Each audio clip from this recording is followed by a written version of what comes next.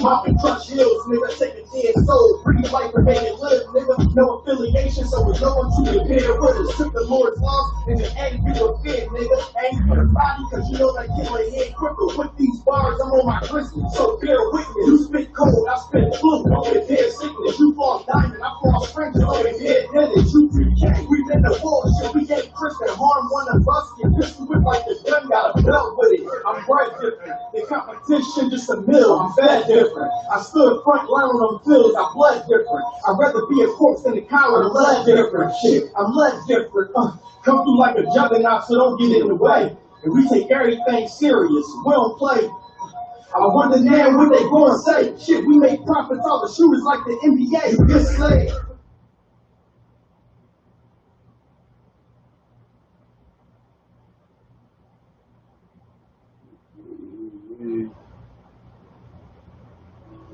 Goddamn devil,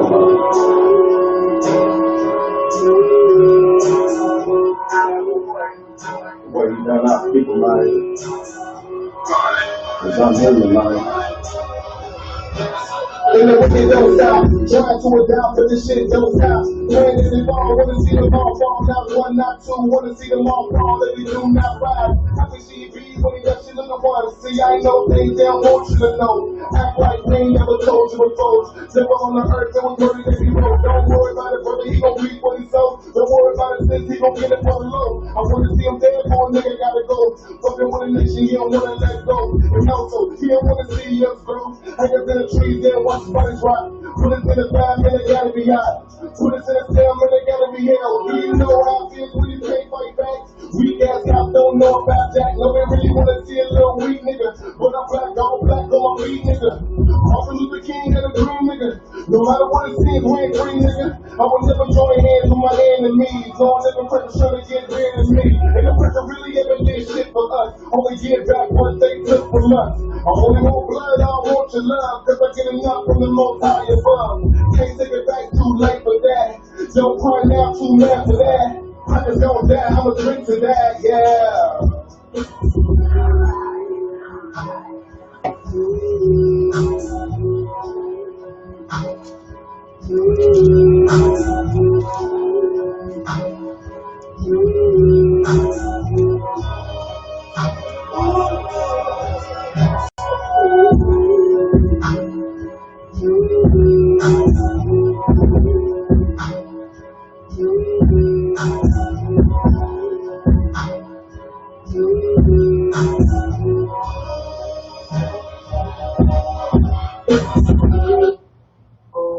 Just one, two.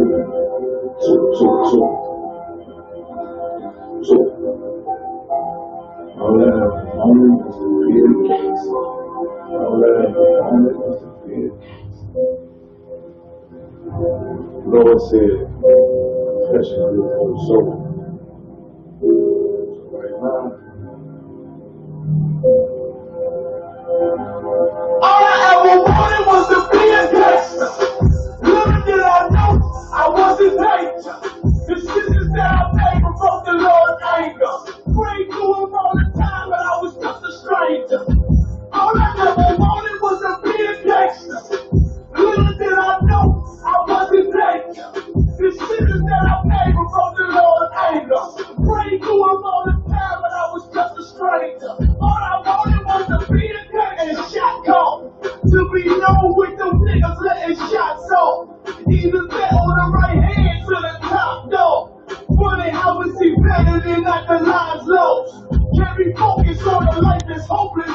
Out there pumping, not knowing the Lord to kill you for that hocus pocus. Used to roll with niggas that cooked up with weaponry. Same ones claim they love you. I had no life in jeopardy. And I know my brother won't success with me. But that D should take a girl straight to ecstasy. Remember hunting with bruh. Even though we did the wrong thing, my life would been a lot different if I fell up on the wrong thing. Was too sincere for a wicked game. Shame the Lord's name. Now we afflicted with pain. All I ever wanted was to be respected by stand-up niggas. Not knowing that them handcuffs custom made. All I ever wanted was to be a gangster. Little did I know I wasn't danger. The decisions that I made provoked the Lord's anger.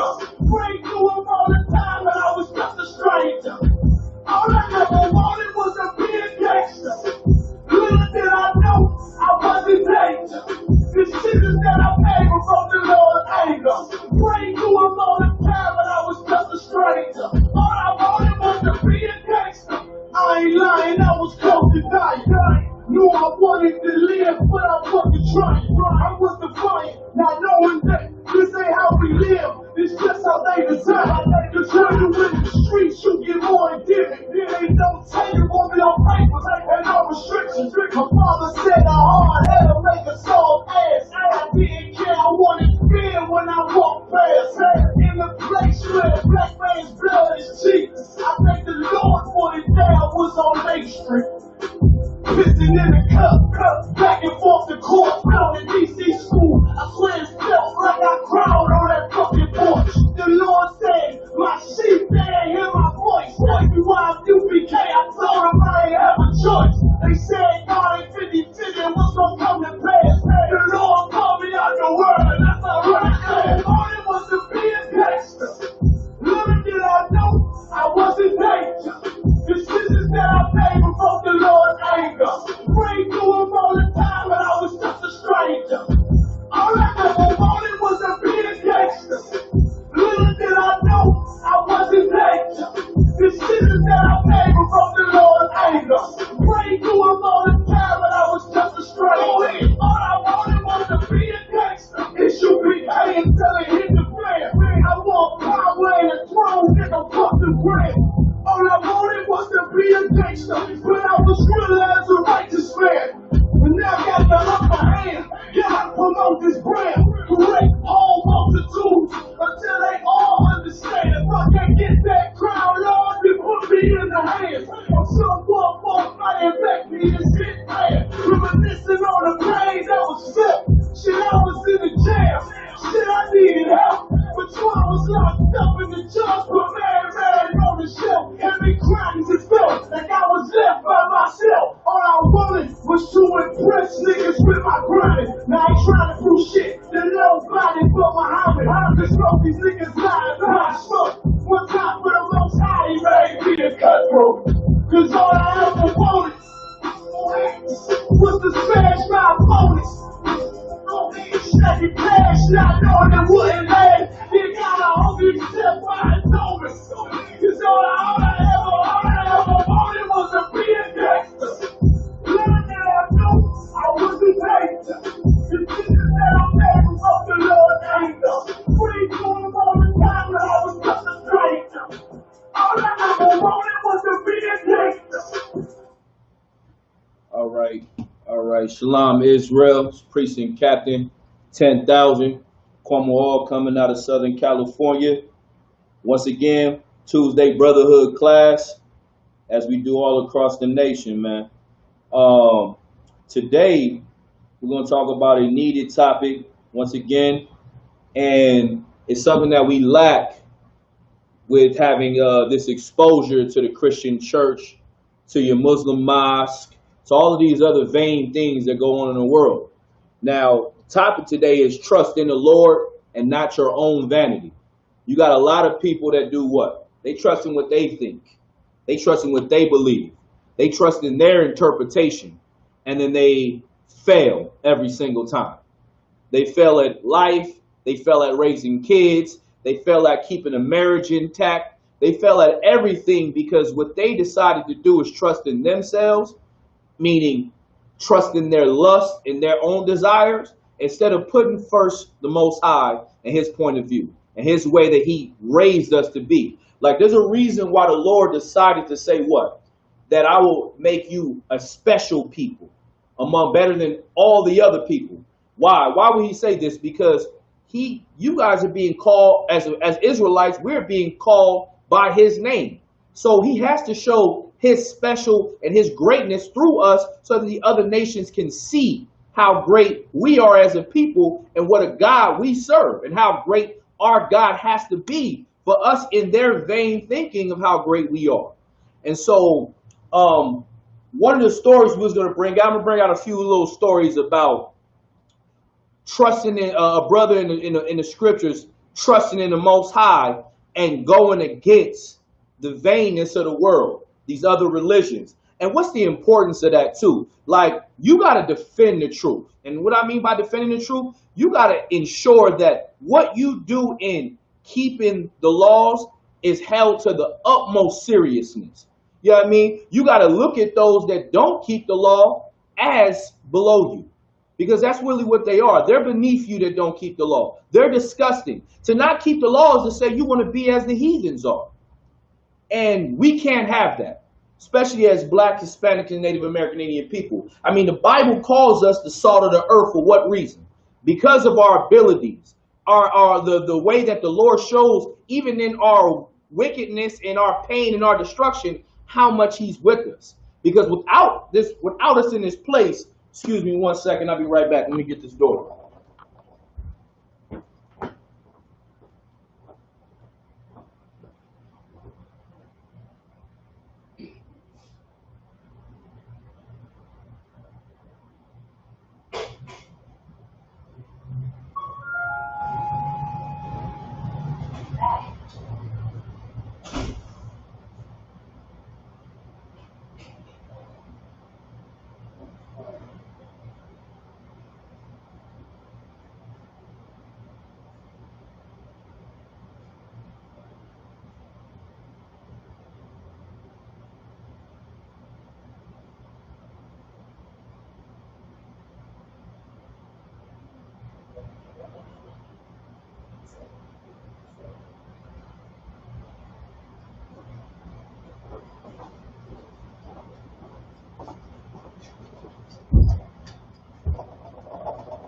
Slacky about that. Once again, as I was saying, we got to definitely jump away from all the ways of these other people, these other nations, how they live, how they conduct themselves, and we got to stop trusting in their vanity. Like, we trust in these millionaires because they got money, and then they show you how horrible they really are on the back end. You think this money is something that is going to help build you up and be something great. Now, am I saying you can't have money? No, I'm not saying that. But the things that these people that are in positions of power show you what they do. Look at the way they got their money. Look at the way that they went about things. And it was evil, it was demonic, it was disgusting, it was perverted. All of these things that we must not be. But the heathens are that. Heathens are okay with homosexuality. Heathens are okay with doing drugs and orgies and all this kind of disgusting things. We cannot be like this. We got to start truly we got to be locked in and trust the Most High, you know what I mean, and get away from all of the vanity, because this vanity is going to destroy us. Bear with me one second. We're going to get in the Bible, like I said, a story. We're going to go to 1 Kings chapter 18. We're going to start at verse 17. Bear with me one second.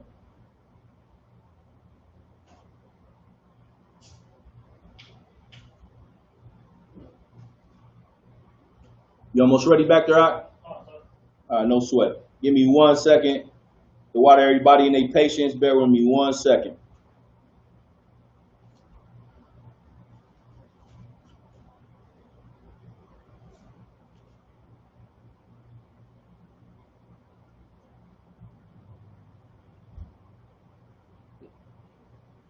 Is that somebody at the door?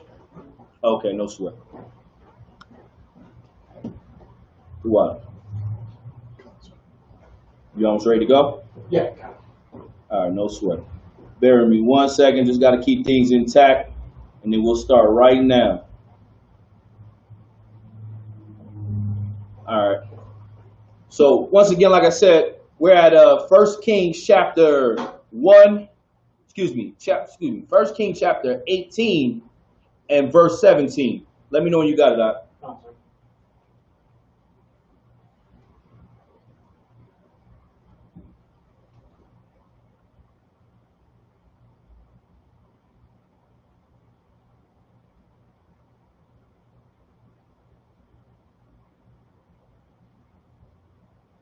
And 18, sir? 18 and 17. You got it? Okay. Read. 1 Kings, chapter 18, verse 17. And it came to pass, when Ahab said saw Elijah, that Ahab said unto him, art thou he that troubleth Israel? So right there. So Ahab was who in this context? Ahab was a king at this point in time who was married to a disgusting heathen Jezebel, who destroyed tons of men in Israel because she tried to run things. She tried to take on the spirit of her being in charge, and it destroyed a lot of Israel, and she suffered a horrible death for doing things like this. So what's going on in this story is Ahab is with Elijah, and he said, hey, are you the one that troubled Israel? Are you troubled? Like, are you troubled? You know what it means to be troubled? Like, are you perplexed? You know what I mean? Go ahead. Because of what's going to happen. Go ahead. Verse 18. And he answered, I have not troubled Israel, but thou and thy father's house, in that ye have forsaken the commandments of the Lord. He said, I'm not troubled, but I'm just looking at you, man, because you Ahab, you have forsaken the commandments of the Lord. You have forsaken the things that our father stood on. Like, why this is important is because we forsake the things that our father stood on now in America. And you're going to find out what happens when you trust in these other nations instead of trusting in the Most High and being locked in. Go ahead.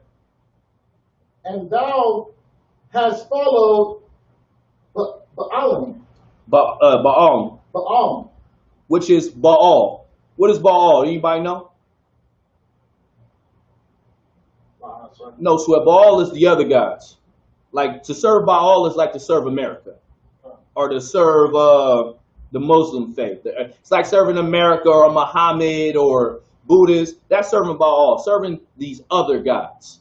So he said, read it again from the top of that. Verse 18 again. Concert. And he answered, I have not troubled Israel, but thou and thy father's house, in that ye have forsaken the commandments of the Lord, and thou hast followed Baal. Yeah, follow Baal, man. Go ahead. Verse 19. Now therefore sin, and gather to me all Israel unto Mount Carmel. And the prophets of Baal 450, and the prophets of the groves 400, which eat at Jezebel's table. Which eat at who? Which eat at Jezebel's table. Eat at Jezebel's table. How disgusting is that? Like, isn't the man supposed to be the head of the house? But he said he's eating at Jezebel's table. Now, let me put some context behind it. So what's going on here is Ahab, who was putting his trust in his woman, that heathen woman, and the other nations in Baal. So he's following her and what she's doing and what she tells him to do. And Elijah is like, yo, man, go get all of them servants, 450 of them, 400 of her servants, and let's go see who God is stronger, who the Lord is with. You know what I mean? Go ahead. Verse 20. So Ahab sent unto all the children of Israel and gathered the prophets together unto Mount Carmel. So when it said those prophets, it's talking about those prophets of Jezebel and those prophets that roll with Ahab. Go ahead. And Elijah came unto all the people and said. And look, before we go there, look, this is how hardcore you got to be. This is so One West, right? All of those men, right? All those men, hundreds of men, right? With Ahab, and it's just Elijah. You know what I mean? Should tell you all of them numbers of niggas you got in your church or in your fake Israelite group, they don't mean nothing if the Lord is not with you. Right. You know what I'm saying? A lot of people think because you got all these people rolling with you, the Lord has to be with you. You gotta be out of your mind, man. Like, you know what I'm saying? Game over because you know what I mean? You got 1,000, million people, whatever. You know what I'm saying? It don't work like that, man. It don't work like that. It's never worked like that. You know what I'm saying? And the reason why a lot of people don't realize why these other sects and groups, you know what I mean, have so many people is because what they teach in those places, it fuels the demon that's in them. It feeds it. It allows it to feel comfortable. In here, we're going to make you so uncomfortable. Right. You're going to be righteous or you can't be here. Right. If you smoke, we're going to talk about smoking.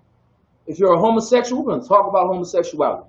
And we're going to beat it into you until that thing in you says, I need to put this weed, cigarettes, or whatever down, or this, I need to just not have anybody. I need to be single. I need to just be clean. I don't need to deal with anybody. Or I need to go the way the Lord asked me to go.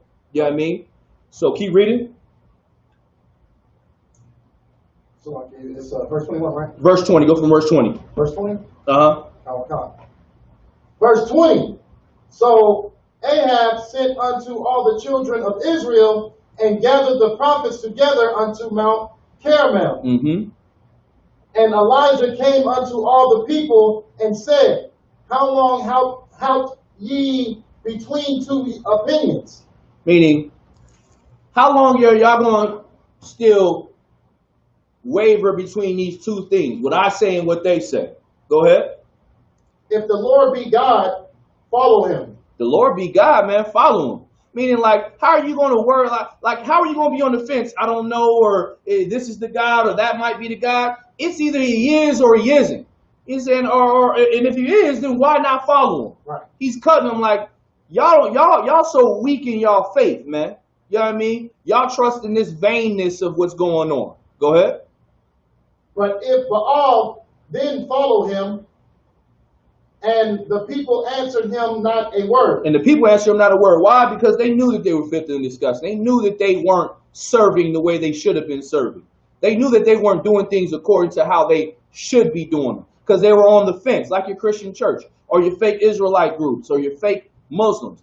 They'll believe in Moses and in the Exodus, and they'll believe the Lord parted the Red Sea, but they'll give all the praise to Muhammad.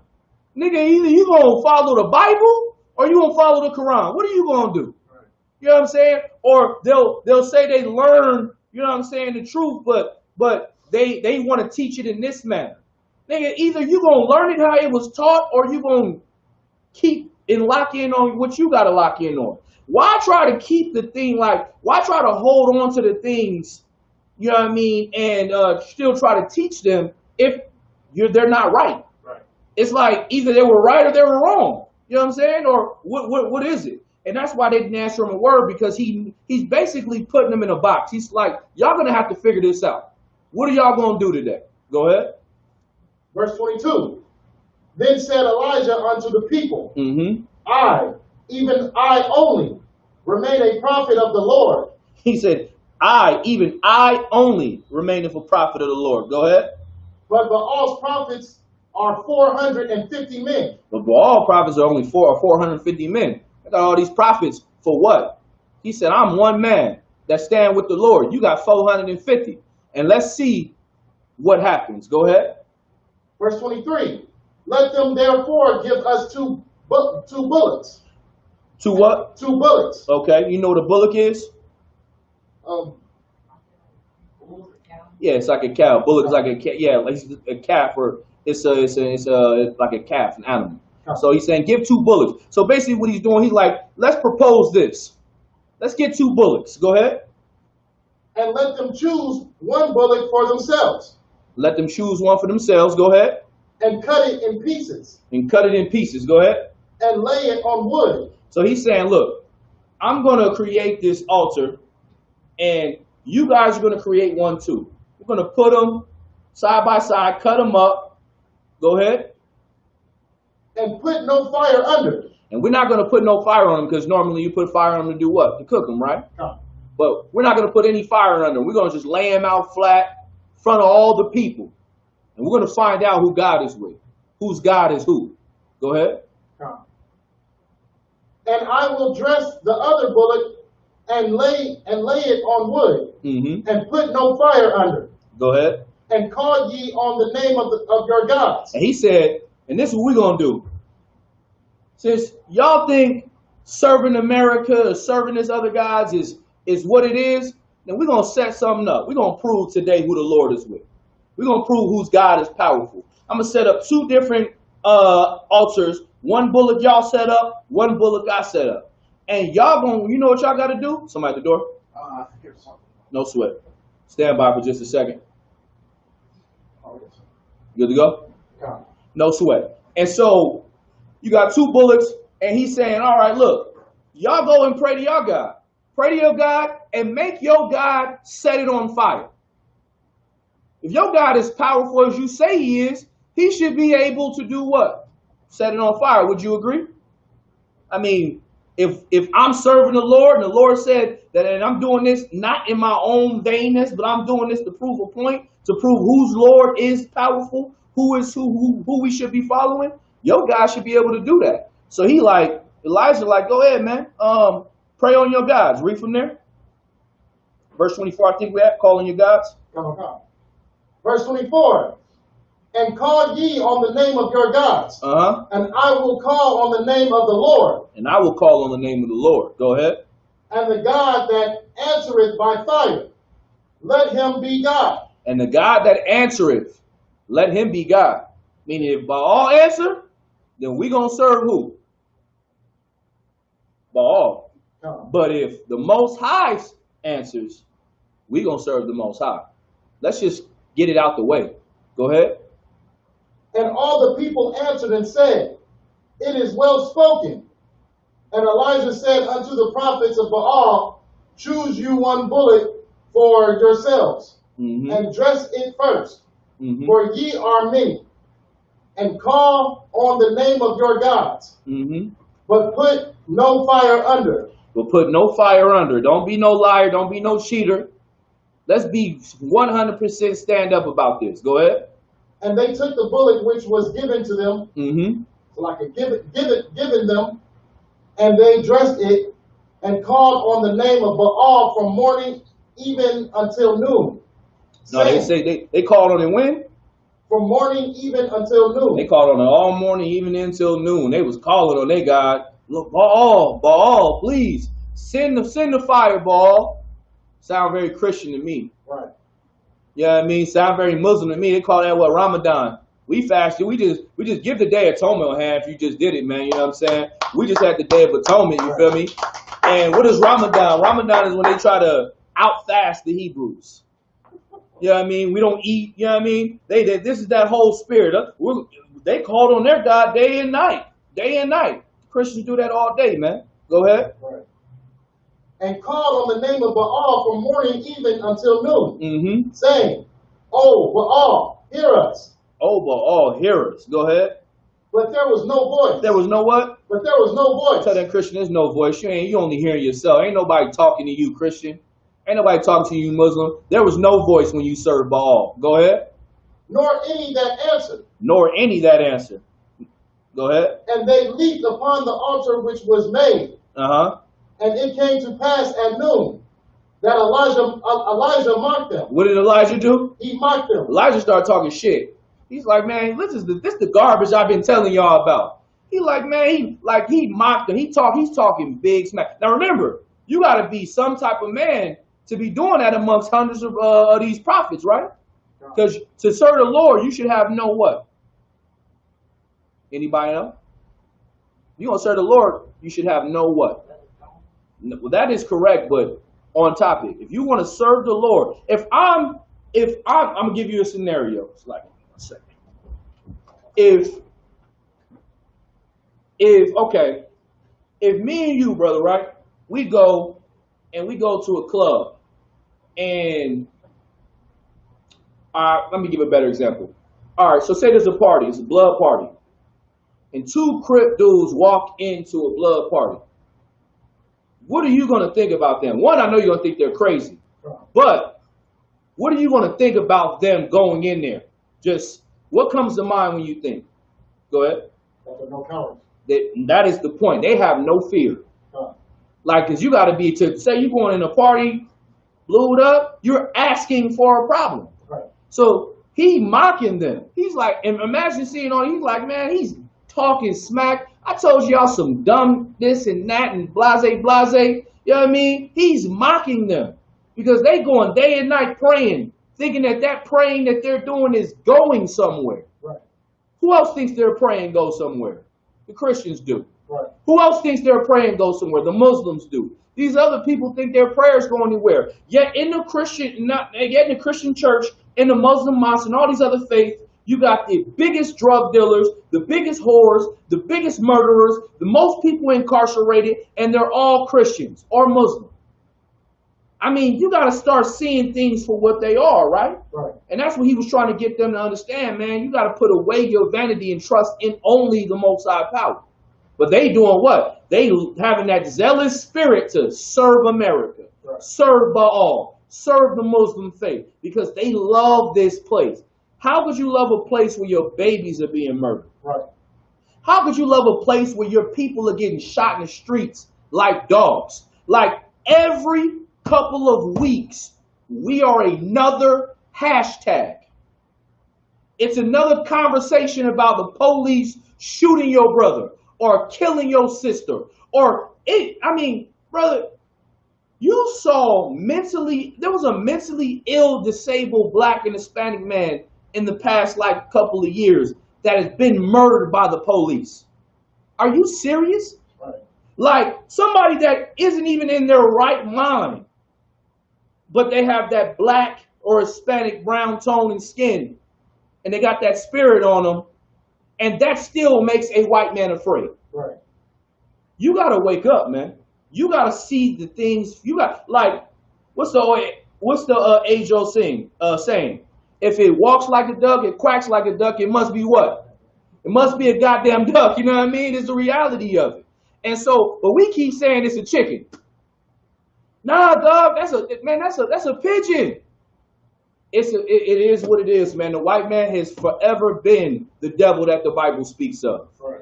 From old times. He's been why do you think the Bible says that old serpent? Right. Because he's been getting away with crime for a long time. He's been putting in work for a long time. He is a OG in killing. Right. You know what I mean? Go ahead, please continue, Al. Oh, no, sir. That Elijah mocked them and said, "Cry aloud, for he is a God." Cry aloud. Hey, cry aloud. He's a God, ain't he? Go ahead. Either he is talking, or he is pursuing, or he is in a journey. See, he's saying, or cry aloud for your God, or is he talking somewhere, or is he on a journey, or is he, he on vacation. Because your God must be on vacation. You know what I mean? Because I serve the living power. Right. Go ahead. That doesn't need rest or doesn't need sleep and rest like we do. You understand? Right. Go ahead. Or he is pursuing, or he is in a journey, or pre-adventure, he's sleeping and must be awake. Or he said, or he must be somewhere asleep, knocked out, and you must go awake him. That's the guy you over there praying to day and night. This vanity, man, because the God the Christian serves is not alive. The Muslim serves, he's not alive, man. It's vain worship. Go ahead. And they cried aloud and cut themselves after their manner with knives and latchets. And so look, this is what he did. So after he's mocking them and talking all this smack, they tried to go even more harder at trying to get their God to prove that their God was something. So they started cutting into their flesh. What does that sound like? Who does that today? The Catholic Church does it. Who else? Right. Go ahead. It sounds like an Indian thing. The East Indians, the Africans do it. Right. The Muslims do it. You ever seen over there? They go in there and bow their head on they slam their head against the stones until they be bleeding and stuff. You ain't never seen that? Brothers, you better go get on internet, you know what I mean, and take look at a few things. Man, I watched something where they took a knife. I'm talking about, it's usually a knife up here.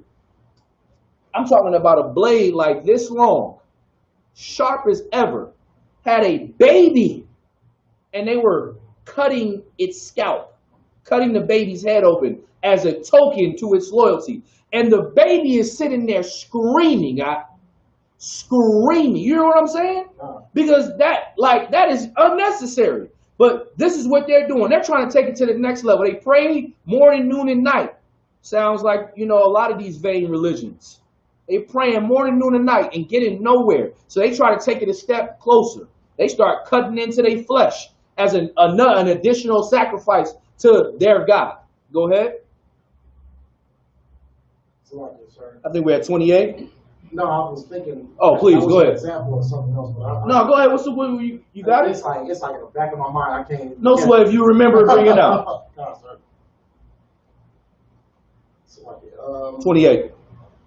Verse 28. And they cried aloud and cut themselves after their manner with knives and latchets, till the blood gushed out upon them. Man, that's what they do today. Well, you'll see them and they cut and there's blood running all down their skin and they chanting and they thinking that they do something. This is how you know you not African. Cause you tell a nigga you gonna cut their skin, they be like, you got me. Excuse me? You know what I'm saying? You even give me a paper cut, I'm upset. Right. You know what I'm saying? That joint hurt, you feel me? So you telling me you gonna cut your flesh open? Brother, this is some customs of the heathens that they do today, and it shows and proves their vanity and who they serve. Go ahead. And who they've made us serve. Go ahead. Yeah. No, please, go ahead. We already said already. Go ahead. The Catholic Church. Yeah, the Catholic Church. People like that in sin, that they start beating their own back. Yeah, they start whipping their own back. You know why? Because they know that they're in sin. Right. They know that they're being disgusting.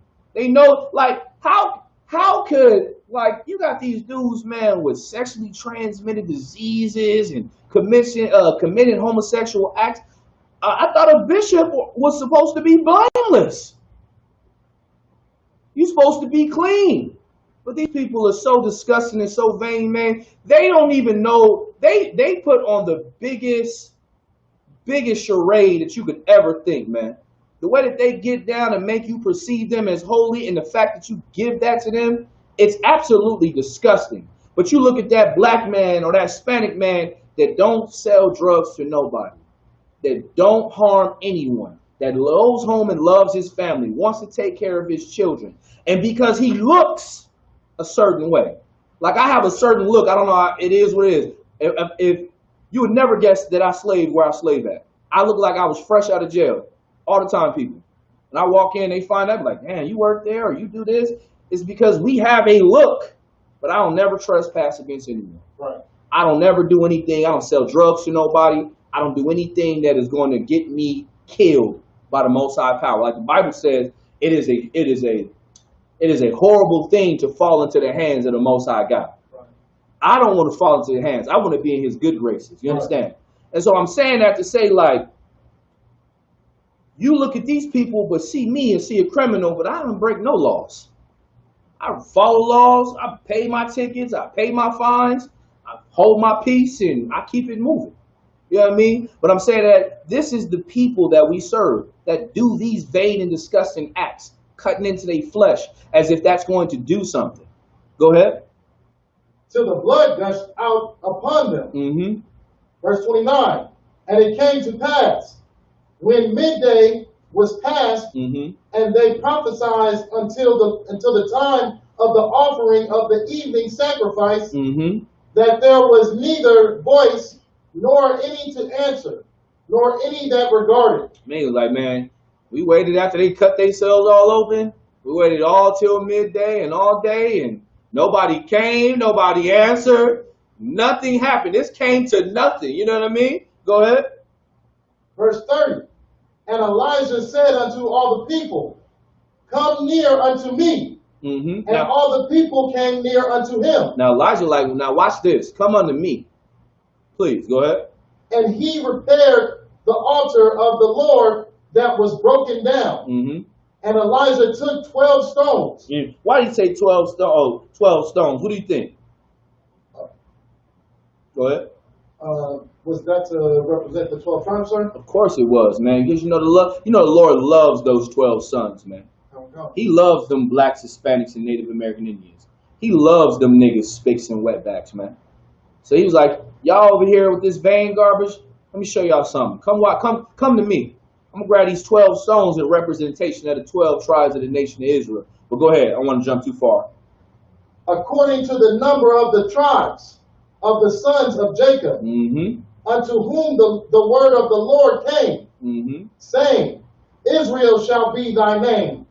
Go ahead. And with the stones he built an altar in the name of the Lord. He built this in the name of the Lord, meaning he built this altar to show these people and glorify the Most High, who everybody should serve.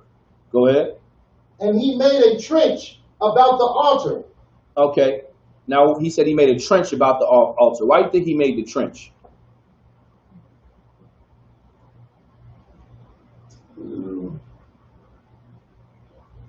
Go ahead. So like, is there, the trench is like something that it's like a tunnel, or I won't say a tunnel, but it's similar. There you go. It's a ditch. So imagine you ever been in a garden or anything like that, or garden a little bit. If you ever like plant a plant, you ever see somebody like dig a little like hole around so the water can seep in? Right. That's a trench. So like if you dig in or you plow, like if you grow in like agriculture, you grow on corners like strawberries or something like that. Like they plant it. You ever watch how a strawberry field is? You in California, you see brothers out there before. They have like those trenches where the water, it's like the dirt on one side is higher and it's lower at the other. Right. It's a trench so that the water can navigate and flow all the way through. So he's saying, I built up this altar and I built a trench around it. The purpose for the trench is because I want you to see that nothing outside is going to affect this. It's not going to be no trick, because what you're doing is like, imagine, it's like creating a barrier around it. right? So that's the purpose of it. He's creating a barrier so you can't say, oh, I sparked something that caught everything on fire. You get what I'm saying? Go ahead, please. And with the stones he built an altar in the name of the Lord. Mm-hmm. And he made a trench about the altar, as great as would contain 2 measures of seed. Mm-hmm. And he put the wood in order, and cut the bullock in pieces, and laid him on the wood, and said, Fill 4 barrels with water, and pour it on the burnt sacrifice and on the wood. And he said, Do it the second time, and they did it the second time. Stop right there. So he said, get these buckets of water and pour it all over there. Why? Because if you pour it off, if you ever try to light wet wood, is it possible? Wow. It's hard to light wet wood. He's trying to make it. One, he's doing this to make fun of them too. Think about it. He's like, not only look, now watch me do something. I'm going to put this altar together. I'm going to show you who the Lord is with.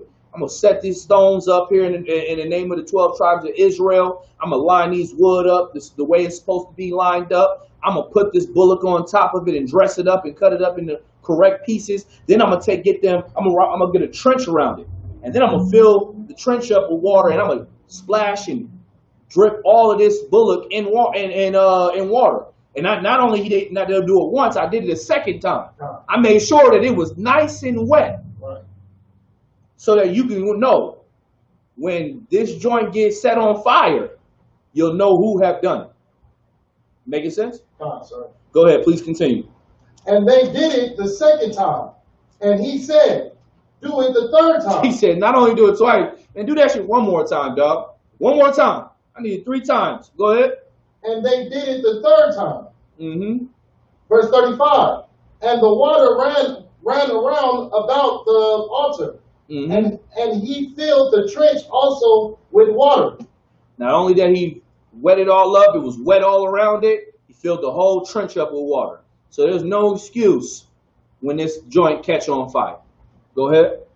And it came to pass at the time of the offering of the evening sacrifice that Elijah the prophet came near and said, Lord God of Abraham, Isaac, and of Israel. Now Elijah called on his power, his God, God of Israel. He said, oh Lord, God of Abraham, Isaac, and Israel. Israel formerly the name of which now is Jacob. Go ahead. Or Jacob formerly was turned to Israel. Go ahead.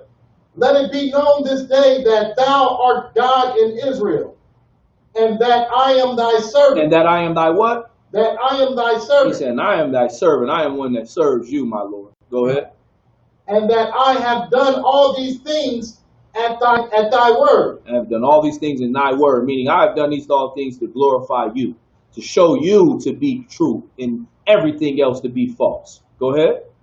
Hear me, O Lord, hear me, that this people may know that thou art the Lord God, and that thou hast turned their heart back again. Meaning, hear me, O Lord, so that I can turn their minds back again.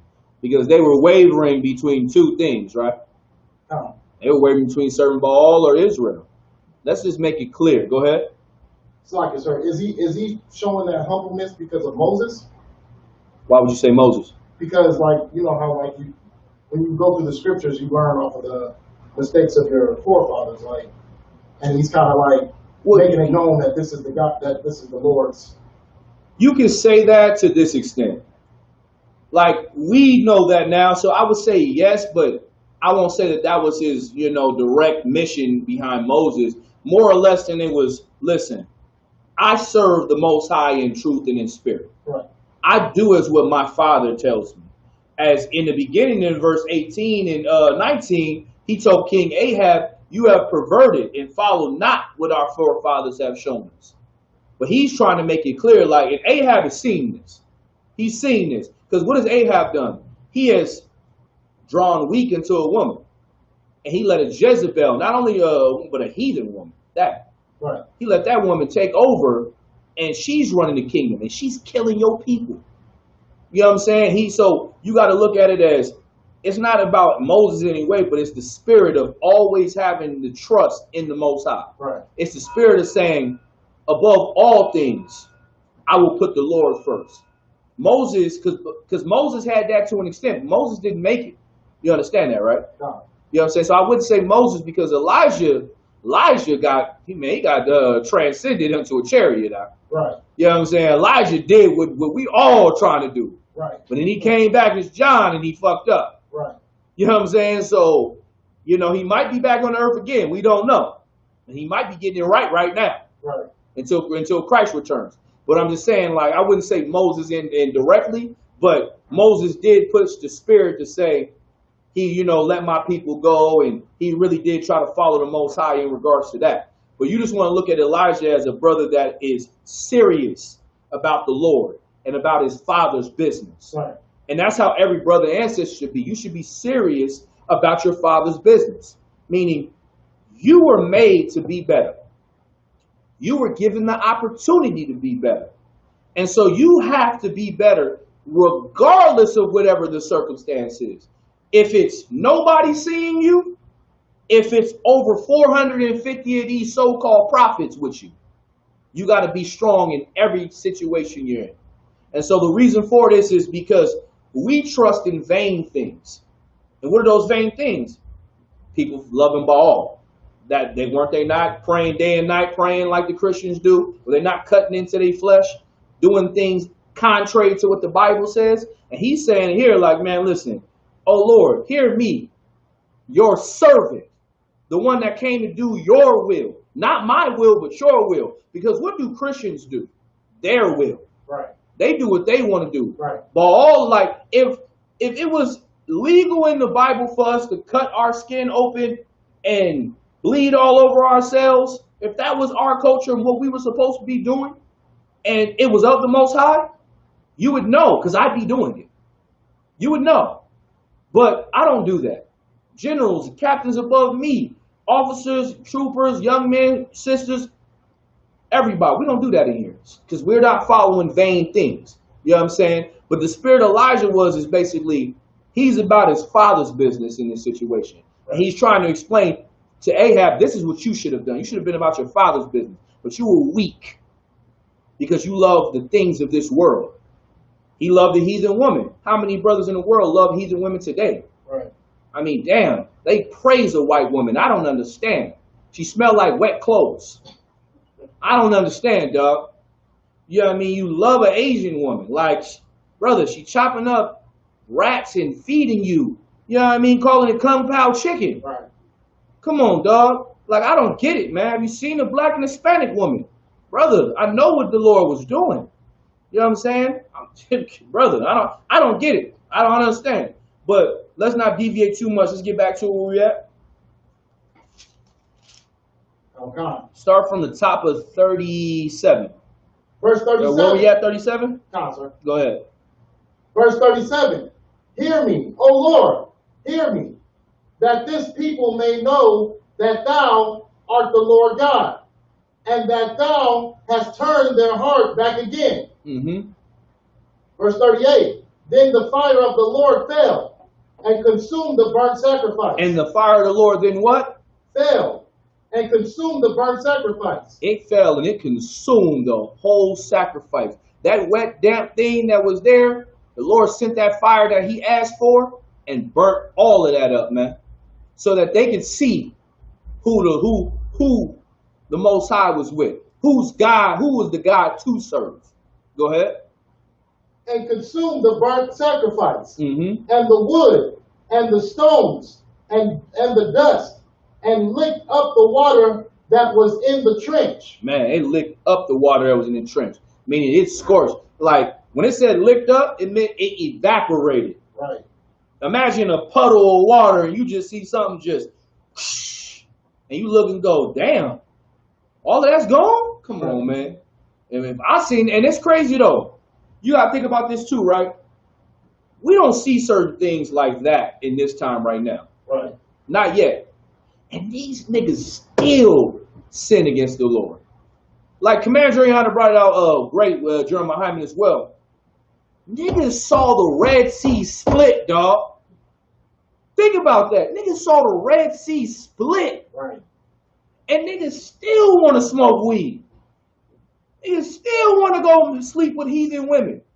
Brother, I am afraid after that. Right. There is a fear that is put in me that I'm not fucking around. Right. Like it's to the point where it's like, if I know somebody wants to go do some sin, hey, we gotta go kill that nigga.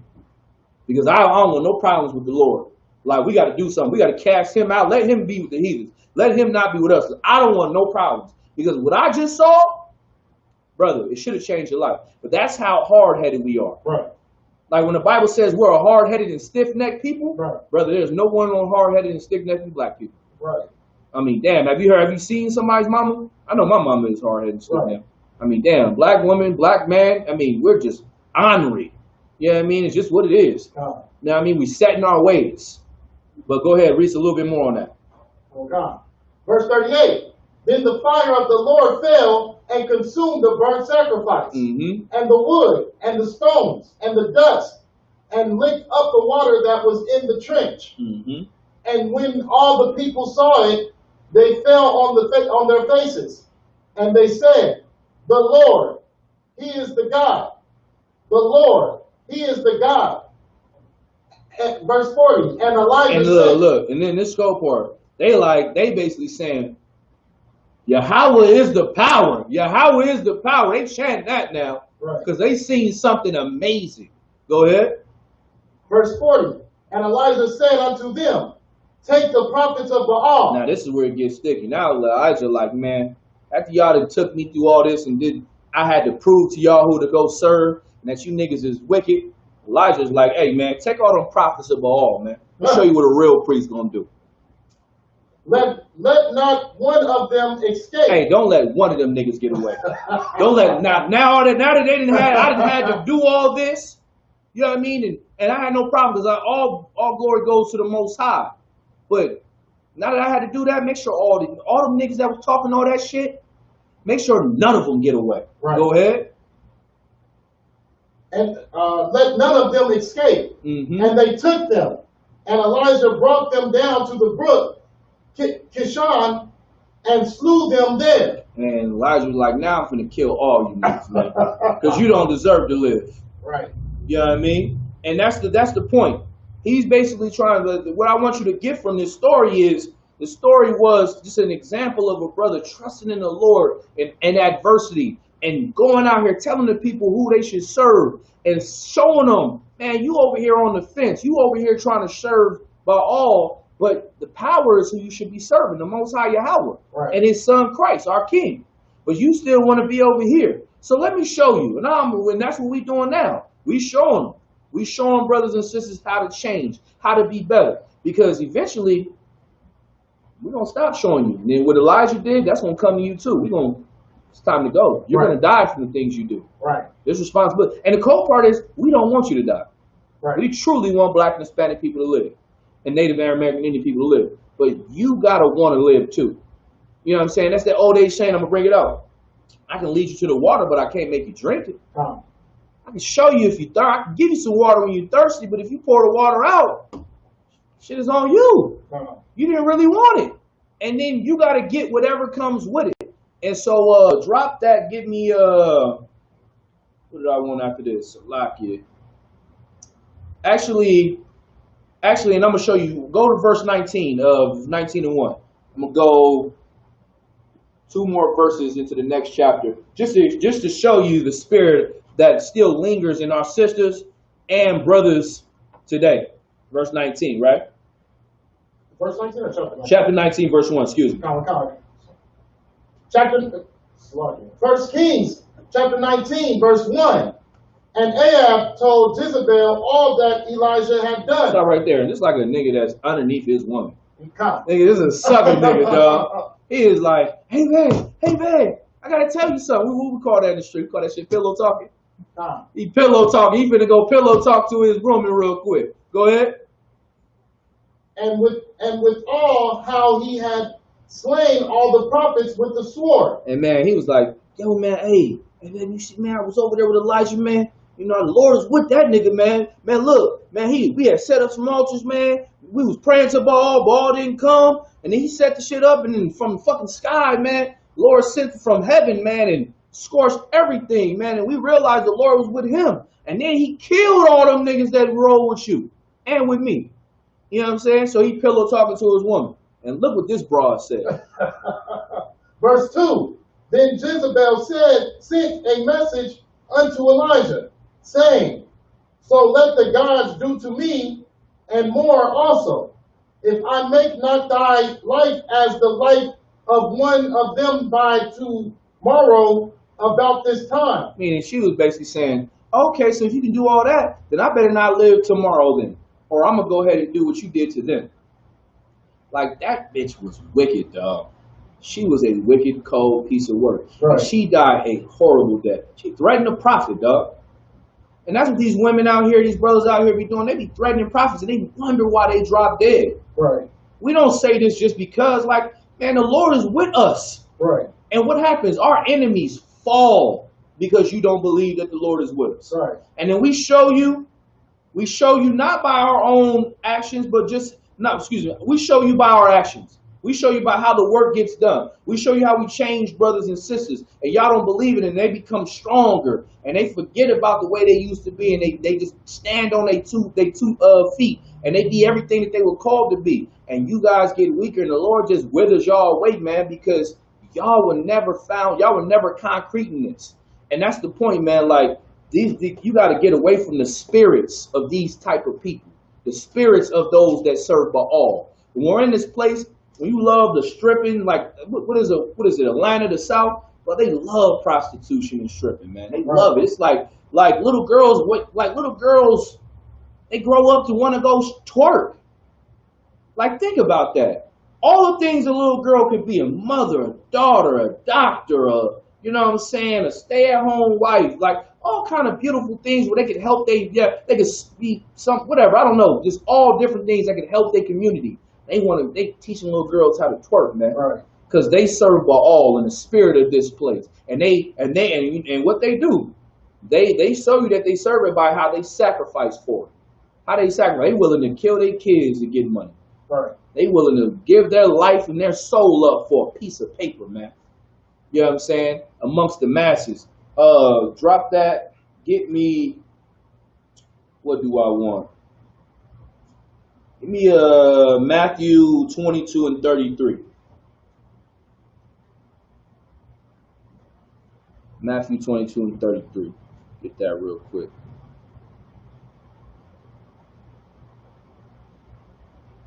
The book of Matthew, chapter 22, verse 33. And when the multitude heard this. Matthew 22, that's Matthew 22 and 33? Sir. Hold on, let me see something. Why do I have something else? Bear with me.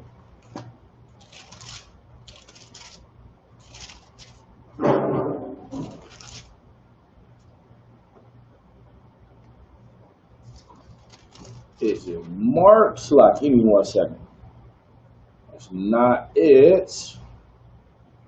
Why do I have that in my notes?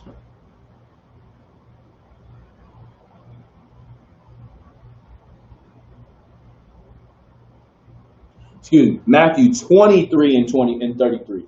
Go to the next chapter over. Slack. Awesome. And remember how in First Kings, how Elijah was mocking the people, right? It's the spirit of us, man. We talk shit. We talk shit like, and you should have no problem talking shit to people that don't serve the Lord. And what I mean by that, I mean like how we go to camp and how we get at people the way we get at people. Right. How we talk about how they need to change. And we can do that in a regular day. It may be not as hyped or toned up as a camp speaking, but that spirit of, what's the spirit? What's the verse?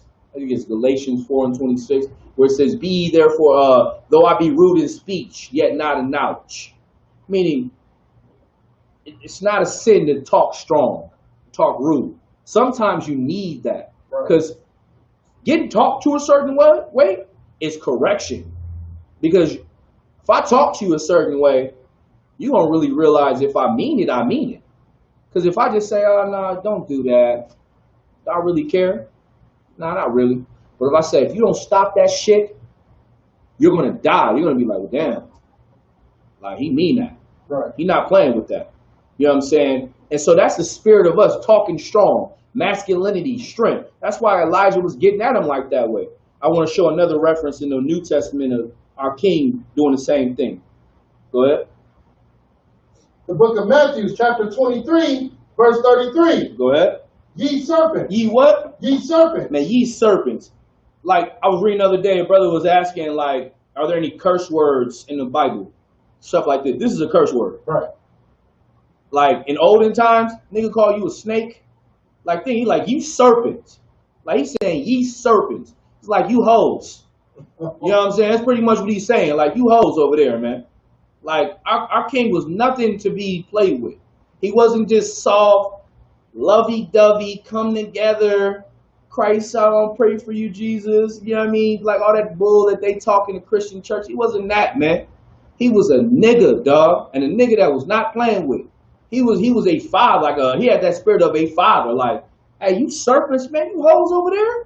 Go ahead. Verse 33. Ye serpents, ye generation of vipers. Man, you generation of vipers, man. You hoes, man. You generation of whores, man. Man, y'all disgusting, man. You disgust me. Just another example of, you know, Christ getting at people in a strong way.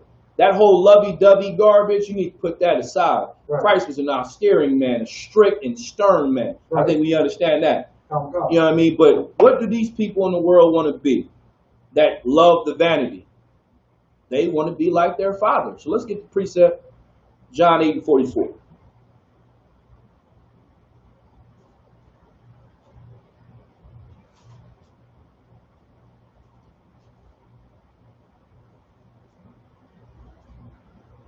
Oh, God. Ready when you got it? The book of John, chapter 8, verse 44. Ye are of your father, the devil. Man, ye are of your father, the devil, man. You people in the world, you brothers and sisters that don't want to serve the Lord underneath the ISUPK, the only way that you're going to have an opportunity to get the kingdom, the only way you're going to have an opportunity to be in the good graces of the Most High, you are the father of the devil. Go ahead. And the lust of your father ye will do. And the lust of your father you'll do. Because you're going to love the white women they tell you that you can serve and they can be in your congregation. You're going to love the other nations and the other heathens and the Africans. Not realizing, nigga, read the Bible. Do you not know your history? We went to war with the Africans. Right. We went to war with the other nations. Right. How could you join some people that you've been to war with? Right. But you know, y'all want to take on the spirit of the white man. So it makes sense to me. You are of your father, the devil, and the lust of your what? And the lust of your father ye will do. And the lust of your father you'll do. You'll do what he loves. You'll do what he does. You'll love what he loves. You'll eat what he eats. You'll respect what he respects. Go ahead. He was a murderer from the beginning. He was a what? He was a murderer from the beginning. Black man, black woman, Hispanic woman, Native American man and woman. He was a murderer from the beginning. You ain't these characteristics. You ain't no murderer. You out here shooting your brother. That's not your culture. Right.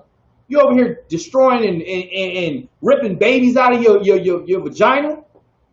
Yeah, ripping them out your vagina. I know certain women that can't even turn a vacuum on because they've done it that much. Right. You know how many calls I had to take where I'm crying on the phone because that, and I'm saying, well, sis, you know not to do that ever again. But that is what you're gonna have to deal with and pray to the Lord for strength. Because you are of your father the devil, a murderer from the beginning. These tactics, these things that you think are black are not you. Smoking weed is not black. Right. It's white. Murdering your brother and sister is not black. It's white. Right. Prove it. Cain and Abel. Cain, did he not deal with his brother crazy? That's the spirit of the white man. And it's the spirit that we've adopted because we serve Baal. We trust in vanity and we don't trust in the Lord. We find out what happens to us when we trust in the Lord. The Lord shows he'll be with us. But when we trust in vanity, we'll pray day and night and the Lord doesn't hear you. Right. Your God doesn't show you he's living. You know what your God is? Your God is, ooh, I got that tax money. Ooh, I got my taxes this year. Ooh, God is with me. Oh, I got that good job. God is with me. But your soul is shit. Right. Your spirit is nothing because you're disgusting. You're still smoking cigarettes. You're still lonely at night. You're still out here whoring and having sex with prostitutes. You're still smoking all kind of drugs. You're still loving America, loving this place, man. And I emphasize it because I hate this place. I hate this place, and God hates this place. God wants to destroy this place, but he just waiting on you. He waiting on you to get right and trust like Elijah trusted. Trust like Christ trusted. Trust like Paul trusted. Have the spirit that to death I'm ready to go, man. If it's the Lord or death, then man, bring death because I'm going to serve the Lord regardless. You got to have this spirit. And a lot of brothers and a lot of sisters think that they can't be this way. It's bullshit. A lot of brothers think that this is too hard. It's bullshit. It's mind over matter. Right. You know what I'm saying? You keep more laws driving a car than there are in the Bible. So what's the excuse now? You follow more laws just on your regular day-to-day life. And you don't even know that you're following the law, but you're doing it. Right. And there's less laws in the Bible. So what's the excuse now? You see a stop sign, don't you stop? Why do you not go through it? You don't go through it because when you see the red sign, you know it means to stop. Right. Well, guess what? You see that whore and you know or you see that woman that has a husband, don't have sex with her. Don't do that. You know what I'm saying? Like, just say no. Like, that's got to be a phrase we got to start understanding. Just say no to certain things. Right. Saying no is going to help you a lot. You want to celebrate Christmas with us? No. Hey, brother, you want to go come smoke this? Man, no. Hey, we finna go flip this broad over here. No. Guess what you start to find out? Your life is a lot safer. Like, you got to have that spirit and understand like Job. Job avoided things. He knew that niggas was gang banging and shooting and stuff like that over here. So he stayed over here. Right. You know what I mean? You can't get caught up over here if you over here. We gotta start using what's the word? Common sense. Right. You know what I mean? It's very simple. Where we at? Verse 44. I think it's a little bit more on that. Go ahead. Is it? Come. Go ahead. He was a murderer from the beginning, and abode not in the truth. He was a murderer from the beginning, and he what? Abode not in the truth. Man, he was not raised up in the truth, man. But you serve him, but you love him, but you speak for him, man. But you are locked in with the ways of society in America. You better wake up, man, to reality. Is it a little bit more? Come, sir. Go ahead. Because there is no truth in him. There is no what? There is no truth in him. That's why you shouldn't follow these other brothers and sisters out here, man. There's no truth in them. They're liars. They're looking for their own vain glory. They're looking to be the number one person when they ain't even the number one person in their house. You know what I mean? Like, a lot of you brothers out here trying to do what we do, you don't even run your household. How you going to run other men? Right. Can't even run yourself. Since you can't even cook some food, you can't even cook a brother some food. Can't even get a hot cooked meal. But you worried about these women. Of course he's going to go get another woman. He needs somebody that's going to cook his food. Goddamn, like, what you ain't going to, you complaining about all these other things, but you ain't even filling your order. You'd be surprised what a man would do if you would fill an order. If you would complete tasks that need to be done. You know what I'm saying? But y'all can't even do that. Not talking about people in here, of course not. You know what I mean? But I'm just saying, speaking generally. Let's go to Ezekiel chapter 13, verse 1. Was that it on that? It was a little bit more, sir. It was a little bit more? Done. Go ahead and read a little bit more, finish it off, and then we'll go to Ezekiel 13. I'm done, sir. Salaki. I thought I was done with it. Because there is no truth in him. Mm-hmm. When he speaketh a lie, he speaketh of his own. When he speak of a lie, he speak of what? He speaketh of his own. Man, that's the spirit of you brothers and sisters that love vanity. You love this place. You know why you love this place? Because it makes you feel good. Bruh, smoking weed still makes you feel good. I'm not gonna lie. I'm from California. I used to get down. I used to love smoking, get something to eat, watch TV. I used to think TV was better. I used to laugh a little bit more. You know what I mean? All kind of things. But then I started to grow up and got paranoid and started realizing all the people around me are doing nothing. Right. And all the people around me are just, it's like the same old, I'm like caught in this matrix. I'm just doing the same thing every day. All I heard was I want to roll up. You trying to match something. Yo, we trying to go hit the smoke shop. Hey, we trying to go see what's up with this and what's up with that. Which was all we were trying to do was look for some more disgusting, vain things to get into. And I was wasting time. And I could have been out here getting money. Well, I mean, it's like, yeah, I was always getting money. That's another question, though. But I was always hustling. It's like, yeah, even if I wasn't doing it I wasn't doing it the right way. So like, I wasn't doing it the right way. But I was getting money. It's like, yeah, this is who I am. This is who my father raised me. But that means nothing. But ultimately, we got to stop. We got to remove ourselves from these things. And the things that they speak to us, man, are a lie, man. And we believe these lies. We take these lies in as truth. And then we try to push them on other people like they hold weight. And then when you go against them, then they don't want to talk about it. You ever tell your mom or a family member, hey, you shouldn't celebrate Christmas? I'm like, nigga, are you out of your mind?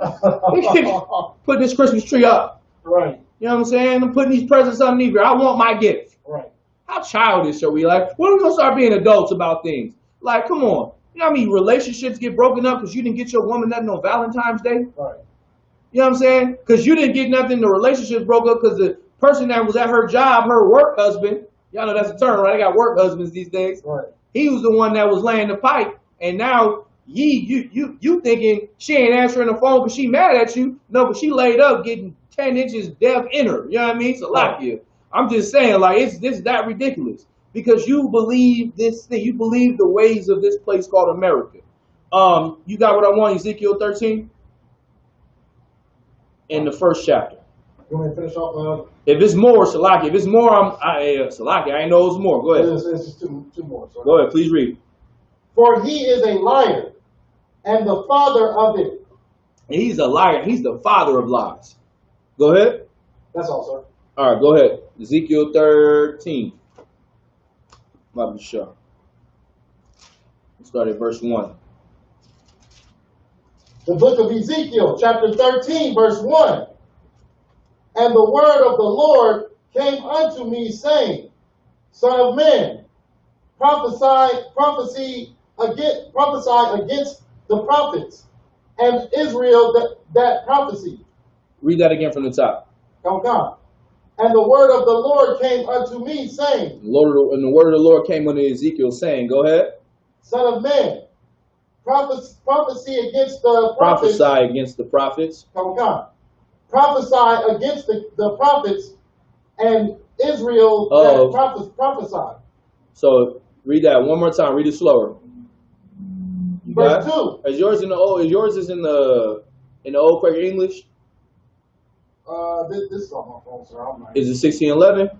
No. Okay, no sweat. Yeah, read it one more time for me. Just read it a little slower so it's clear. Son of man, prophesy against the prophets of Israel that prophesy, and say thou unto them that prophesy out of their own hearts. Mm-hmm. Hear ye that word of the Lord. Man, this is why we talk about the things we talk about. The Bible says we got to prophesy against the prophets that say they prophesied and for the Lord, but what they truly prophesy is out of their own heart and their own mind. You know why they say? You know why? I was talking to somebody about this earlier. You know why these Christian pastors, these Muslims, and all these other people do what they do? Because they love money. They love power. They love all the things that they were told they should have. They love it so much, they're willing to tell your mama everything she want to hear so she can pay her tithes and he can spend that money on that new Bentley. Right. Or he can buy that new mega mansion house. And then he say, oh, we have a pastor's convention and we do counseling. We do all kind of things in this place. That's why we needed this house. I was watching something earlier.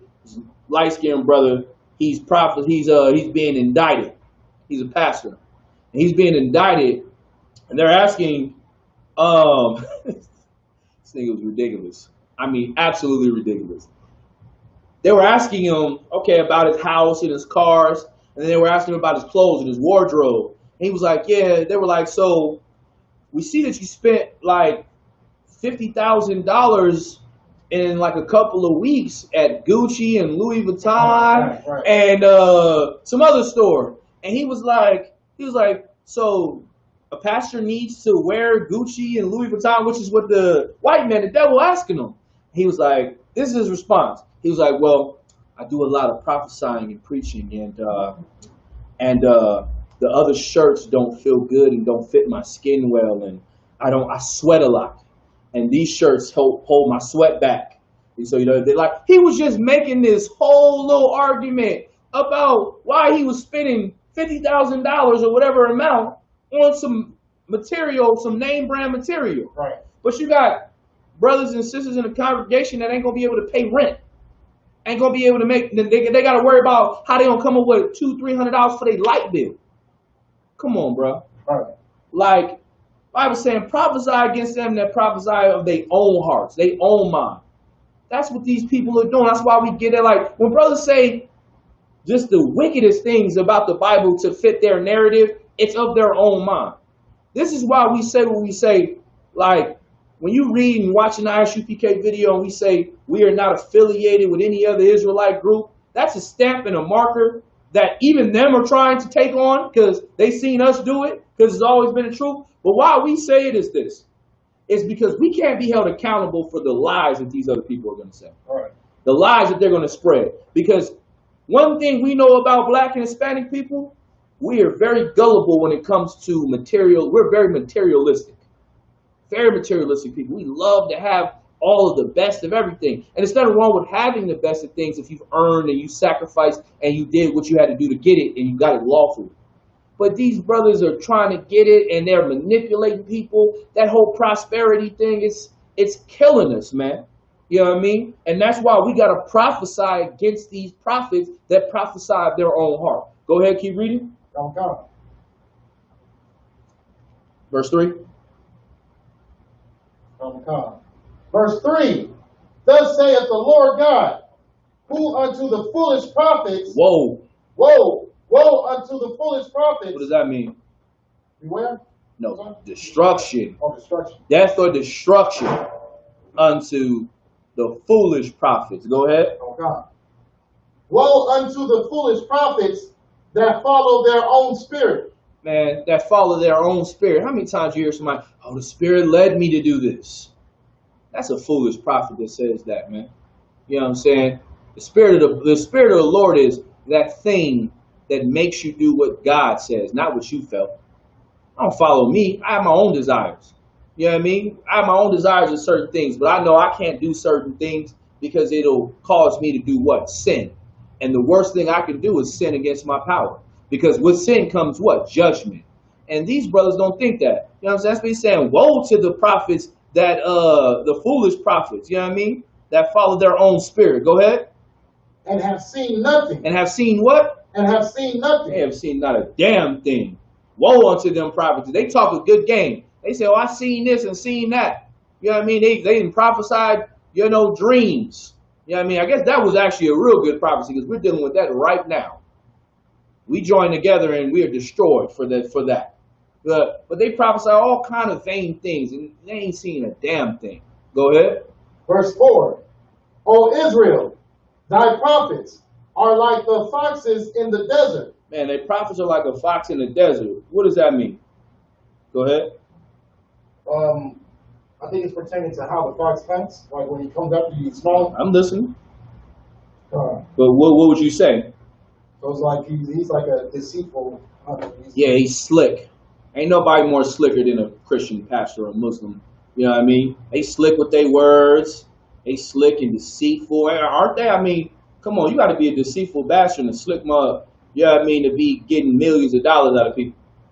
You know what I'm saying? And for them to still come every Sunday, right, and Tuesday and Wednesday, and do all the work that you want them to do, for you to just go on the pulpit for a couple of hours and preach God and did this for me today and praise this person, or what are they doing? What do they do in the church? They got, I forget. What do they got? They talk about the building fund and talk about we gotta have Mr. and Mrs. Pastor and First Lady's trip, and First Lady need a car. You gotta be a slick bastard to be able to connive people out of their money to go pay. Like, think about that. Think about a brother talking you out of your money to go buy his wife the diamond ring that she wanted, that she asked him to buy her. Right.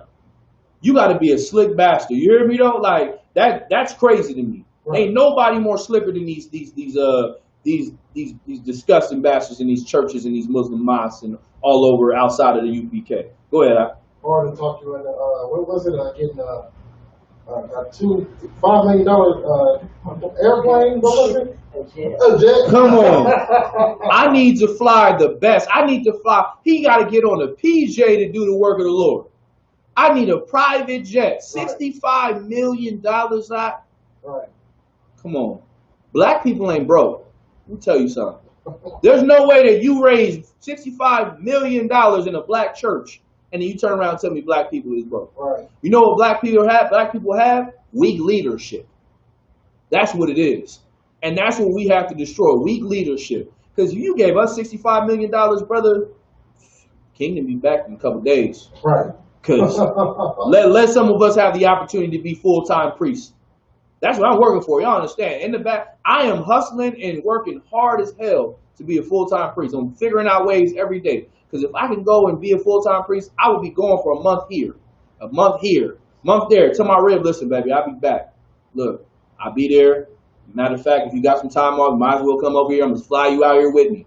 Let's roll. Whatever the case may be. But I got to do this work. Right. You know what I mean? But 65 mil, come on, bro.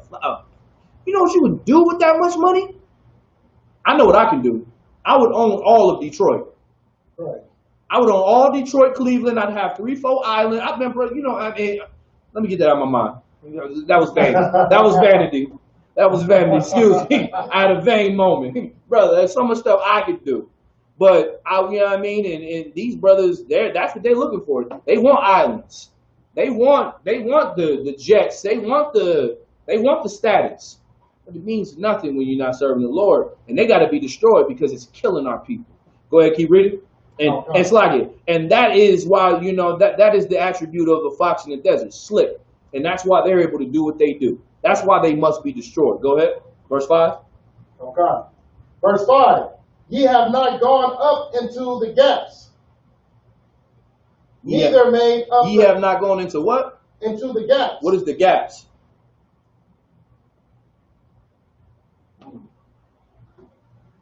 So read again from the top, or from the fox, and I want y'all to pay attention. From God. Verse 4, O Israel, thy prophets are like the foxes in the desert.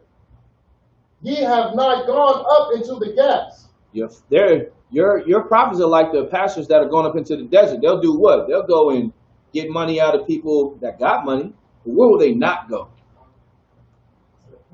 To the what? To the poor. To the projects, to the ghetto, to the barrios. But you ain't going into the gaps where people really need you. Right. You ain't going in there. You know what I mean? You'll tell them to come to you, and then you'll take the little pennies that they have. Go ahead. Please continue. Neither made up the hedge for the house of Israel to stand in the battle in the day of the Lord. You won't even go into the gaps. You'll be slick as a fox and go get all the money out of all of them. You know what I'm saying? But you won't even go into the gaps where the people are suffering, right, where they're hurt, where they're destroyed. And not only will you not do that, you won't even build up a hedge. What is a hedge? Go ahead. Is that like those TP homes? No, that's a TP home is a TP home. Oh yeah, right. Yeah. No, you got it. But a hedge is a tree. You ever heard somebody cutting the hedge? It's a barrier. Like people put hedges around their house. Why? Why do you put a hedge? It's like a what? Protective gate. It's like a what? A protective gate. That's what they wouldn't even put a gate around us. They wouldn't put a hedge. What is that hedge? A protection. You wouldn't even. You're gonna go get our money. You be slick as a fox. You take all of our money. You won't even go into the ghettos and where we're out here destroyed. And not to mention, you won't even help put up a gate to protect us in the day of the battle of the Lord. Meaning, you're going to destroy us and then leave us with no protection. It's like basically you did the deed with us and you know what I'm saying, and left the money on, and we left the money on the counter. You know what I mean? And we left our wallet getting ready to pay. You took everything. You know what I'm saying? We're gonna give you the money, but you needed all of it. You know what I mean? They're just disgusting, man. They did all of that and still didn't care about us. Right. You know what I mean? They took us for everything. They just, what's that term? They milked us dry. Right. They milked you dry. So you had nothing, man. And then in the day of the Lord, they basically was saying, and didn't even prepare you for the day of the Lord. Isn't that a prophet's job? What are we doing right now? Preparing you for the day of the Lord. Right. Preparing you for understanding of when Christ returns, how you should go about things.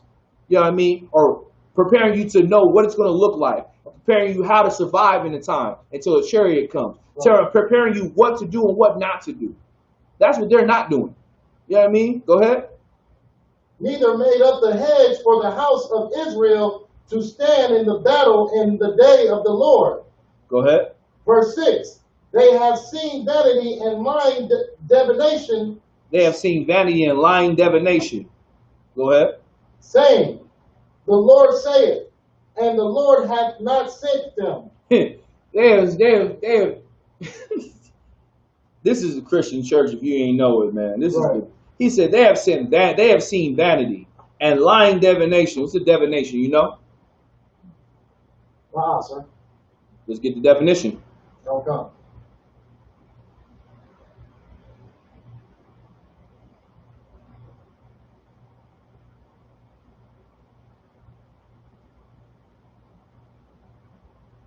Yeah, let me know when you got it.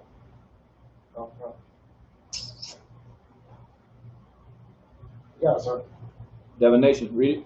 Divination, the practice of seeking knowledge of the future or the unknown by supernatural means. So now read it again.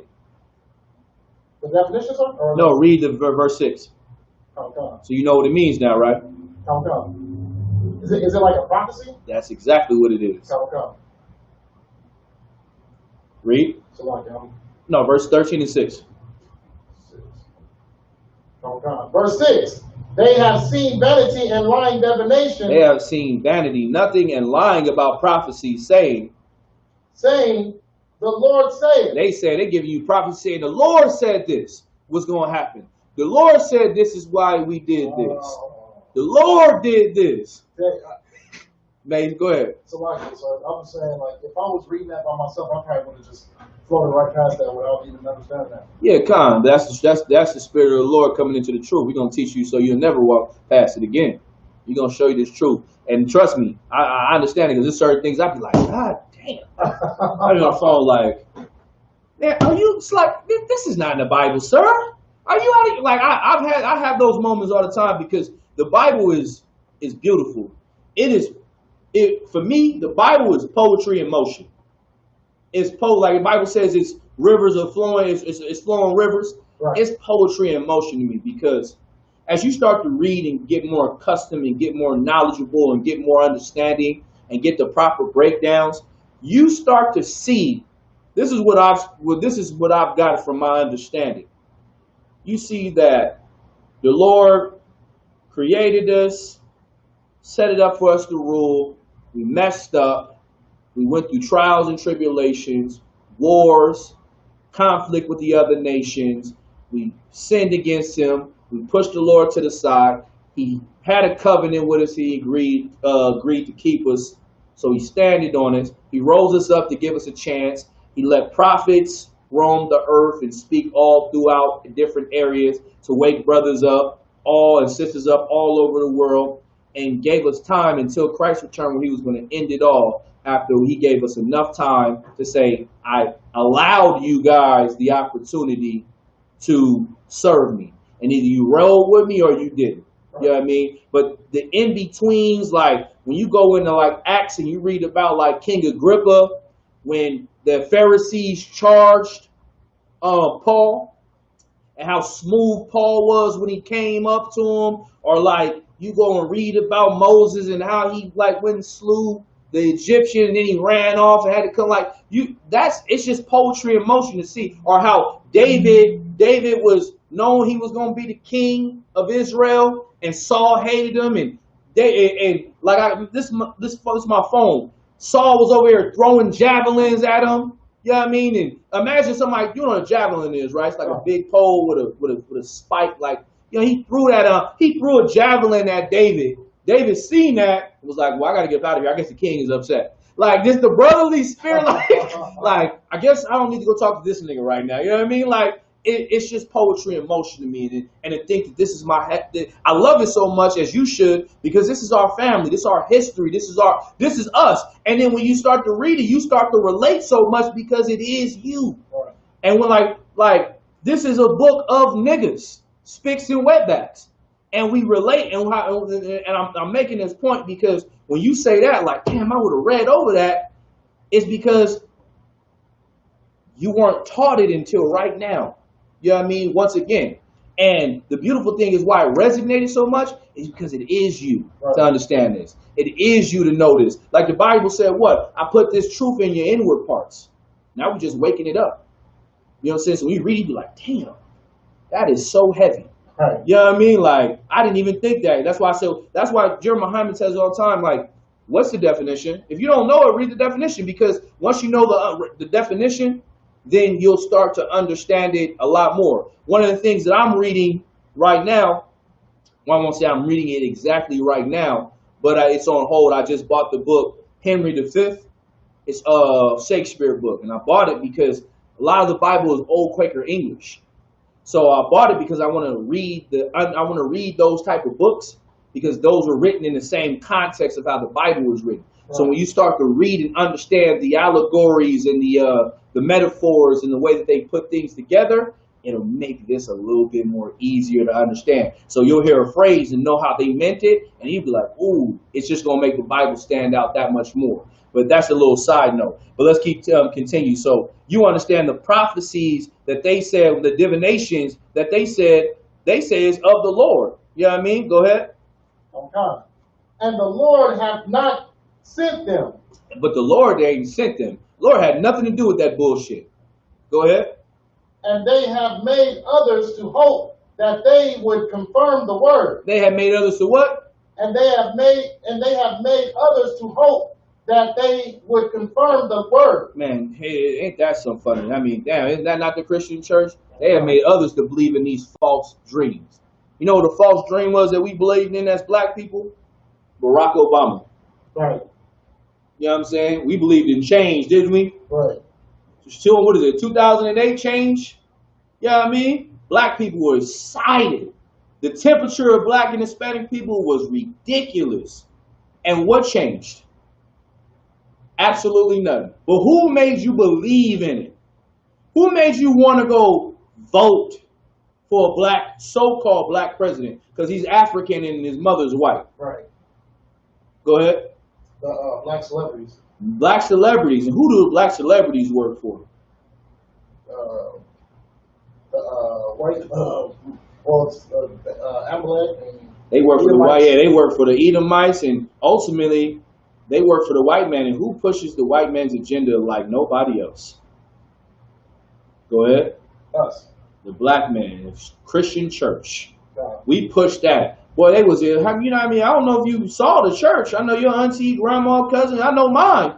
You got to get in church. We got to vote. Man, what did Jamie Foxx call Barack Obama? His Lord and Savior. Right. Right. He called Barack Obama his Lord and Savior. And why did he do that? Because the spirit of the Christian church, to believe in the hope of things that the Lord never even sent. Right. We got to get away from that, and we got to expose black people, Hispanic people for their lies that they live with. And that's another thing. We have to be like, you have to learn to show people it's okay to change if you're changing for the Most High. You know what a lot of black and Hispanic people fall at fault with is, I'll give you an example. My mother know I'm in the truth, and this is the only thing I stand on. Like recently, I was telling my mom, she called me by my slave name. She's not allowed to call me by my slave name anymore. Like, I kind of pressed it. You know, it's my mother. I try to be gentle with her, but I don't let y'all call me by my slave name. So why would I let her? You get what I'm saying? And I made it clear, you call me by my slave name, then I have nothing to do with you until further notice. Because you'll respect me as I ask to be respected, as I respect you. And so, like, I'm saying that to say, like, you got to be able to stand on this. And the reason why I said that is because there's a temperature with our people where we've learned habits. We've learned behaviors from generations of our grandmothers, great-grandmothers, great-grandfathers. And we hold those generations of falseness like we should hold the Bible. And we can't get away from it. And so, like, bringing my mother into example, she knows what I tell her is to be right with certain things. But because she grew up celebrating Christmas, she can't get away from it. Why? Because her mother told her it was right. And her mother told her it was right. And so it's something in us to try to have a loyalty to that when we should only have a loyalty to the King. We should understand when Christ said to his own mother, who is my mother and my father, or my brother, look, these are same as my mother and my father. You know what I mean? Those that serve the Most High God. Paraphrasing, of course. That is what we have to understand. And once we get that understanding, and once we once we press the line that that's how things have to be, then we will start watching a separation of each other. We will start watching those that say, well, damn, God really about that? Well, I'm going to just roll with you then. If God is that way, and some will stay that way, and that's fine. You know what I mean? We want all of Israel, but not all Israel want the Lord. And so that's fine. Some of y'all want to die, and we got to let it be what it is. But you got to worry about yourself at a point. And when I mean worry about yourself, you got to change you so you can learn to change others. You know what I mean? And as long as you're changing you, and you change your family, your children, your kids around you, your wife, you're doing a great thing. You waking up more brothers and sisters, count that. You know what I mean? We got to count the cost when we go to war. And what we count, I counted the cost when I went to war. And what was it? Either I'm going to roll with these crazy niggas on the corner and be them, or I'm going to go still be this nigga in the street. I love the Lord, so I'm rolling with these niggas. And I'm one of the craziest. Well, I came to find out I'm one of the craziest. And it is what it is. And it's because I love this truth more than I love anything else. Which means, in turn, I love the Lord. And because I really, truly understand the things that I've done and how much I don't deserve to live. I don't. And because I know I don't deserve to live, I'm in debt. It's like the parable of the two debtors. Y'all, I read that before, right? You remember hearing that, the parable of the two debtors? So with the parable of the two debtors, I understand I'm in debt. And I'm understanding that my debt that I've done was a lot to be forgiven for. So because I know that, I move circumspect. I move with understanding. I move with wisdom. If I don't know something, I ask, because I rather not know and find out the right answer than go on my own feeling and understanding and fuck up. Right. Because then that was unwise. I showed my inability to think, my inability to choose right from wrong. When I could have just went to a seasoned man, say, look, I'm dealing with this. How do I get this done? How do I fix this? Or sisters doing the same thing. Sir, how can I fix this? I need to fix this about me. What about this can I change? And then you get it, then you move forward. And now you don't make that mistake because you've grown and you've understand how to be better and you know to be better. You understand? Okay. We'll read a little bit more and then we're going to call it, it's already 9 o'clock. We'll end it in just a second. We'll go all the way down into 10. Okay. Verse 10. Read. Because they have seduced my people, saying peace, and there was no peace. And they seduced our people saying peace. Like, it's peace, but there's what? No peace. How are we out here talking about love everybody, but we are in hell? But they're telling us we should be at peace with each other. How? We're in hell. What peace do Black and Hispanic people know? Right. We don't know peace. We got to get up and go work slave every day. We got to go and deal with these white people and these Asians and all these other heathens and put on a face for them. You know what I mean? Which, it's the world we live in. It's not peace. We got brothers and sisters dying on the border and in the prisons. Little girls getting kidnapped. You know how many Black little girls are getting kidnapped right now you can't find? I'm raising Black women. That devastates me. Right. You understand? Like, that irritates my entire spirit because I'm raising daughters and I'm raising sons. And to think that they're snatching and destroying and taking our babies? Excuse my French, I was about to say something that was going to piss me off. What peace are they talking about? Oh. Bible says they preach this peace. But what peace? Go ahead. And one built up a wall, and lo, others, daubed. Where are you at? Verse 10, and lo. That's all I want actually on 10. And the mortar. It said, what were you reading? The wall and the others, daubed with a untempered mortar. But yeah, we're gonna drop it right there. Y'all got any questions before I run? No questions? All right, no sweat with that. Shalom.